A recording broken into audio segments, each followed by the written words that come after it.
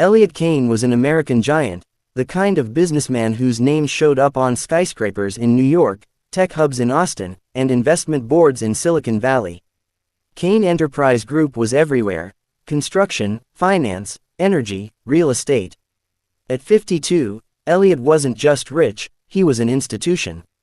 But power didn't protect him from the one thing that terrified him. A condition no American doctor could diagnose. 5 years ago, during a high-pressure negotiation, something inside him cracked. His vision blurred, his breathing hitched, his balance failed. Not a stroke, not a heart attack, not anxiety, according to the specialists at Mayo Clinic, Johns Hopkins, Cleveland Clinic, the best in the country. Physically, he was fine. But Elliott Kane wasn't fine. Every time stress hit its peak, his body shut down: dizziness, weakness, a sudden internal collapse that no medication or therapy could fix. He hid it from everyone, even his wife, Madison Kane, a polished social figure who had grown distant over the years.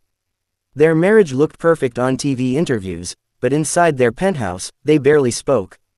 Elliott found safety only in his office, the one place he felt like the man America feared. Until Ariana Brooks entered the picture. Before we continue with our story, make sure you subscribe to the channel and turn on notifications so you will never miss a new upload from us. Ariana was a junior admin assistant, 24, quiet, unnoticed in the busy Los Angeles headquarters. She wore budget-friendly clothes from Target, carried a simple tote bag, and took the bus to work because gas had become too expensive. She wasn't the type of employee anyone in a Fortune 100 company paid attention to. But one morning changed everything. A $150 million renewable energy deal was falling apart. Elliott had chewed out 3 executives before 9 a.m. His head pounded, his chest tightened. The episodes, the ones he feared, were coming. Then came a soft knock. "Mr. Kane, your briefing packet." Ariana's voice was barely above a whisper. She stepped forward, hands shaking slightly, and placed the file on his desk. She turned to leave, but her sneaker caught on the edge of the rug. She stumbled. Papers spilled across the floor. Elliott pushed back his chair, anger rising. But then it happened. As she knelt to gather the papers, her hand brushed the leg of his desk. And the storm inside him, the dizziness, the weakness, the spinning, stopped instantly. For the first time in 5 years. Ariana didn't notice. She kept apologizing, her cheeks turning red, scrambling to pick up every sheet. But Elliott froze. The symptoms were gone. He dismissed her quickly, trying to hide the shock on his face. 10 minutes passed. Still no dizziness, no weakness. He needed to test it. He called her back, asked for a file he didn't need. When she came near, he deliberately knocked a pen to the ground. "Could you pick that up?" She bent down. Her shoulder brushed his knee. Again, the condition vanished. Clear, steady, strong. It made no medical sense. But it was real. He sent her out before she could see the confusion in his eyes. Ariana left trembling, convinced she was about to lose her job. She needed that job desperately. Her rent was late. Her younger brother's insulin bills were piling up. Her student loans ate half her paycheck. Meanwhile, Elliott stood in his office, breathing hard, stunned. She was the key, and if she walked out of his life, he might never stabilize again. That afternoon, he devised a plan, clean, strategic, and very American corporate. At 6 p.m., he ordered the entire staff to leave early due to emergency server maintenance. 20 minutes later, the office floor was empty. Except for Ariana. She was packing slowly, still sure she was getting fired. Then the intercom crackled. "Ariana, my office. Close the door." That walk felt like a walk to an execution.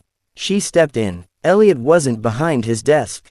He was by the floor-to-ceiling window overlooking downtown Los Angeles, city lights slowly blinking awake. He didn't turn. Not at first. "Ariana," he finally said, "how much do we pay you?" She hesitated. $42,000 a year, sir. And your family depends on you." Her throat tightened. How did he know that? "My younger brother, he's diabetic. And, my mom lost her job last year." Elliott nodded. "I'm not firing you." Her knees nearly buckled in relief. "I want to offer you a new position," he said. "A confidential one. You'd work directly with me. Only me. She blinked. Doing what? Helping me manage a medical condition. He kept it simple, factual, safe. When you're nearby, my symptoms stop.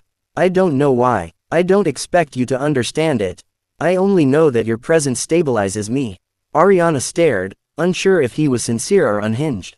You'd accompany me during major meetings. Travel with me for high-pressure negotiations.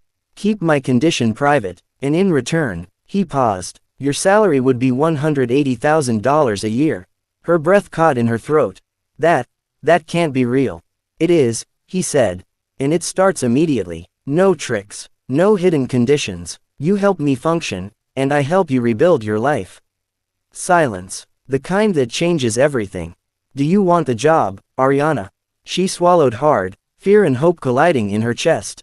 Yes, sir. And in that moment, without either of them realizing it, they stepped into something far bigger, far darker, and far more dangerous than either could imagine.